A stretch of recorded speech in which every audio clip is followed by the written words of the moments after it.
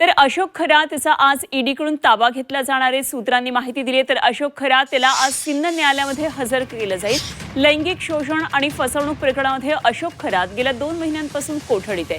सिन्नरमधल्या आर्थिक फसवणूक प्रकरणामध्ये पोलीस कोठडीत असलेल्या अशोक खरातला आज न्यायालयीन कोठडी मिळाली. तर ईडी त्याचा ताबा घेणार आहे आणि ईडीकडून खरात प्रकरणामध्ये बेनामी संपत्ती आणि मनी लॉन्ड्रिंग संशयावरून केले जाते. तर स्वतंत्र हा तपास होतोय.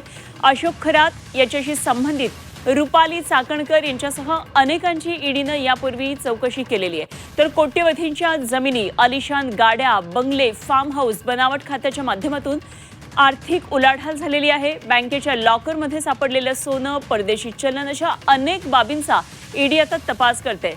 अशोक खरात आज ईडीने त्याचा ताबा घेतला तर सगळ्या तपासाला आणखी वेग येणार आहे आणि ईडीच्या तपासामध्ये अशोक खरात आर्थिक व्यवहार प्रकरणामध्ये कुणा बड्या नेत्याचं नाव सांगणार का याकडे सुद्धा लक्ष असेल. भोंदू खरातचा आता ईडी ताबा घेईल आणि सूत्रांकडून ही माहिती कळतेय. तर बेनामी संपत्ती, मनी लॉन्ड्रिंग प्रकरणामध्ये त्याचा ताबा घेण्यात येणार आहे. आणि या संदर्भात आणखी सविस्तर तपशील जाणून घेऊया. आमचे प्रतिनिधी नाशिकमधून योगेश खरे आपल्याबरोबर जोडले गेलेत. योगेश, आज महत्त्वाच्या घडामोडी आहेत. एकतर पोलीस कोठडी त्याची संपतीये, त्यामुळे आज काय होतंय भोंदू खरातबाबत हे पाहायचंय आणि ईडी ताबा घेण्याची शक्यता आहे असं कळतंय. काय नेमके तपशील आहेत? सिन्नर पोलिसांच्या ताब्यामध्ये सध्या अशोक खरात आणि नामकरण आवारे हे दोन्ही जण पोलीस कोठडीमध्ये आहेत आणि या दोघांची पोलीस कोठडी आज संपते.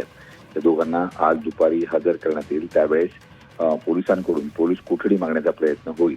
मात्र एकूणच परिस्थिती बघता किंवा सातत्यानं वेगवेगळ्या केसेसमध्ये त्याला पोलीस कोठडी मिळत असल्यामुळे त्याला एमसीआर म्हणजेच न्यायालयीन कोठडी मिळण्याची दाट शक्यता आहे आणि न्यायालयीन कोठडी मिळाल्यानंतर तातडीनं ईडी त्याला लगेच आपल्या केसमध्ये ताब्यात घेईल अशी शक्यता आहे. एकूण जर आपण बघितलं तर बेनामी खात्यांचा प्रकरण जे आहे ते मोठ्या प्रमाणात वाढताना दिसत आहे.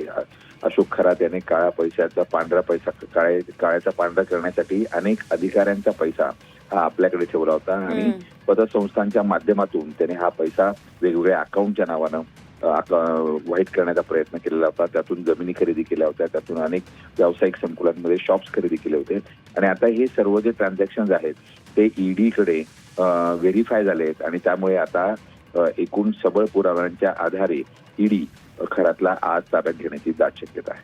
ठीक, जरूर या सर्व घडामोडींवर लक्ष ठेवून राहा. योगेश, आपण पुन्हा चर्चा करूया या संदर्भात. सविस्तर माहितीसाठी धन्यवाद. योगेश खरे आमचे नाशिकमधले प्रतिनिधी आपल्याबरोबर होते.